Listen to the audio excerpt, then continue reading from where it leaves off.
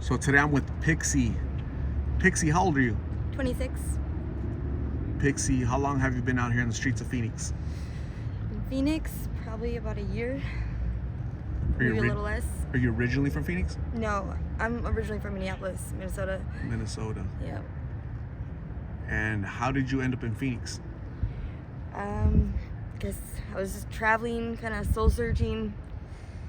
Mainly, I had a lot of stuff back home. I didn't want to, couldn't be around anymore, so I had to get away, and I ended up out here, and yeah, I just kind of got lost out here. Does your family know that you're out here? My grandma and my sister do, yeah. How do they feel about you being out here? They don't like it. They want me to go back home. They miss me a lot, you know. It's understandable, huh? Yeah. I miss them too. Do you have kids? I have one. How old is your baby? Five. 5 years old? Yeah. Where's your baby at? He's in Wisconsin. I had an open adoption at birth, so Okay. yeah, I got to pick the family out. So he's straight, you know, and I get pictures and whatnot, but it's not in no condition to be like a part of his life right now. You know what I mean? I don't want him to ever know me like this. So when you were about 21, you had your baby and you realized that you weren't... I wasn't ready. I was still on the streets, like, yeah. I've been on the streets on and off again. Like, it hasn't been consistently since I was that age, but I was on the streets out in Minneapolis though, and yeah, I didn't go to my first doctor's appointment until 7.5 months. Yeah, but once I did go, I got clean, and obviously I found an adoption agency and then found a family for him, because I knew I was in no position to be trying to care for a kid. I couldn't even care for myself, you know. How old were you when you started substances? 18. Was that like in school, after school, or friends? No, it was, well, I guess I started smoking weed when I was like 15. But anything like hard drugs, I didn't start until I was 18. And it was parties, you know what I mean? Some people that I've talked to, they said, yeah, I started, weed at a young age, 12, 13. Yeah. And I asked them, do you think that was a gateway? It led to other things because you got bored, it wasn't exciting anymore? Absolutely. Like, just, like, I know I did it because, like, I thought it was cool, and I wanted to fit in with the group of friends I had, and it was, I knew I shouldn't be doing it, so it was something that, like, so I want to do it more, you know? And then from there, it's like, oh, you're just open to trying more things because you want to look cool, or you want to experience different highs because you're sick of the one you're doing. So eventually you end up doing things you said you never do. That's addiction though, right? Exactly. It makes you do things that you don't want to do, that you normally wouldn't think of doing, but you have to do. What was that? Sorry. Addiction makes you do things you don't want to do, right? But you just have to do it to survive out here. Absolutely. I think some more than others too, you know. Definitely. It depends on how strong-willed and minded you are, and how much you can allow the drug to do you, or if you can do the drug. What's the youngest person you've seen out here? Probably 17. Yeah, 17 on blues. It's a little bit too young for that, don't you think? Way too young. They're not even an adult yet. Like, you know? They haven't done anything. They haven't experienced life. No, and they're running around on the streets like they're part of the streets or something. Like, there's no place for them, you know? Sad. Sad. So sad. What's the biggest difference between Minnesota and Phoenix as far as like the scene, the prices? Is there blues over there? Last time I was up there, they had like fatty powder. That was the thing. I don't know about blues. I've been away from there for quite a while now, so I'm sure they're up there though. The biggest difference would be, I think up there, like, people are not as grimy as they are down here. Like here, it's like it's a jungle. It's ruthless. Like, you either kill or be killed. You know, if you're not ruthless and you're not ready to rob, like, hurt, anything like that to the person, your friend next to you, then you're not gonna make it because they're gonna get you first. It's terrifying. And I never been to a place where there's been so many ruthless, like, wicked people, for real, like, nowhere. And I've been, like, traveling through the United States, like, you know, up from Minnesota and down, so, and I've never been to a place like this before. It's scary down here. What's it gonna take for you to get clean? That's the question, isn't it?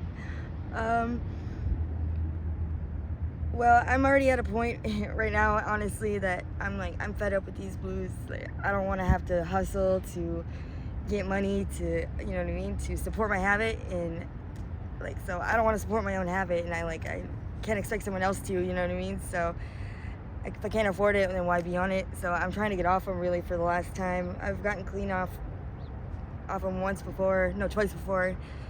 And I just wasn't ready, but I think I feel it in my heart. So now that I'm finally ready, I'm over it. I'm like over being out here. I hate it. I have like potential and talent, you know. I just want to get my shit together, but I just don't know where to start. So that's the problem, you know what I mean? That's the issue at hand. It's not what's it gonna take. It's like I don't know where to start. If you weren't out here, if you were living a normal life, what would that look like for you? I think I'd have a mobile tattoo shop, and I'd be traveling around the United States doing tattoos with my cat. Sounds like you like traveling. I do. I love travel. Experiencing new things, new places. Mm-hmm. Another thing I think that could help me get off the drugs is my friend has been busting his ass and saving up for a sailboat since forever now. I've known him since I was 17, and he finally got it, and he's gonna sail the world. And he invited me to go with him, so I think that might be my God giving me you know what I mean, an opportunity, something that he knows that will get me off it for good, you know, because you can't find drugs on the sea. Right. And like, I don't know, there won't be anything unhappy in my life at that point, you know, so it'll be hard. We don't want to do them, so I'm hoping for at least, you know. Absolutely, yeah. Where do you want to go? I want to go to Egypt. Really? Yeah, I love Egypt. The history? Yeah, I want to be an archaeologist really bad. But it'll be good enough, you know. Iceland, a bunch of places. Wow. Yeah, it'll be fun. I'm hoping. You can do it. You know, you're I know. young. You're really, really young. Yeah, it's just believing in myself more than less. You know, it seems so impossible, so you just immediately deem it as impossible. It's not impossible though, you know. You just have to set your mind to it. You just gotta take the first couple steps, and usually everything falls into place. It's just those first couple steps that are hardest to take. You've been sober before. Mm-hmm. You've beat it in the past. Mm-hmm. Yep. You know, and petty excuses to why I got back on them, they're all excuses in the end, you know what I mean? Just can't really say, oh, well, this and this happened, so, you know, that's why I got back on them. No, it's all an excuse, you know what I mean? Obviously, I just wasn't ready at the time, but I don't know, I'm starting to feel like I actually am ready now, you know?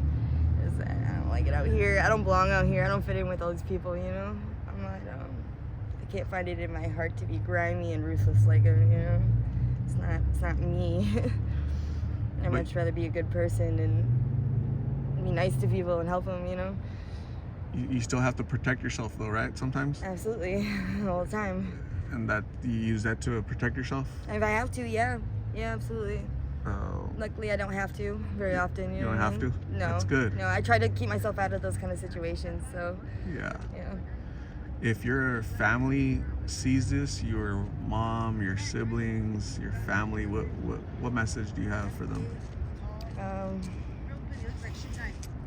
I love you, and I guess I'm sorry it's taking me so long to get my life back on track. I guess I've probably fallen off the deep end even farther than you've seen me before, but just know that I almost got it, and everything I went through here was something I had to go through. Absolutely, it was definitely something I had to go through. Just know I'm gonna be okay, and that next time you see me, I'm gonna be on top of the world. Traveling the world. Exactly. Right? Exactly. So, Pixie, I'm gonna say thank you very much for sharing your story. Please get better, get well. You seem intelligent with a lot of ambition and archaeology, and you want to travel and Egypt, and there's so much to discover out there. Unfortunately, you're losing time. You're losing yourself here every day that passes, right? I know. There are people that I've interviewed, they didn't see 2024. They're gone because of these pills. You know what that means, sad. right? Yeah. You don't want that. I don't want to get a phone call from a nurse at a hospital say, hey, you interviewed Pixie. I saw the interview, and do you have the family information? Because they have to make decisions, pulling the plug and whatnot, right? Those are the type of calls I get. So please stay safe. God bless you. I'm going to hand you a donated bag from one of my subscribers. This is from Leslie. She's in Montana, so this bag is all the way from Montana. And Wow. yeah, she works with some kids, and they helped her put that together, like a bracelet in there too. So what is that? That's a sweater. That's awesome because I literally don't have a warm sweater, so thank you very much.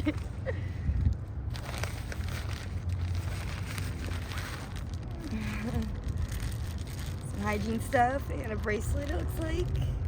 This is strength. That's awesome. And some snacks. And it looks like some socks. Yeah, socks. Those are all things you can use, right? Oh my gosh, absolutely. So thank you, Leslie, very much in Montana, and Thank the you. kids that she works with. And Pixie, stay safe. God bless. We'll see you soon, okay? Thank you.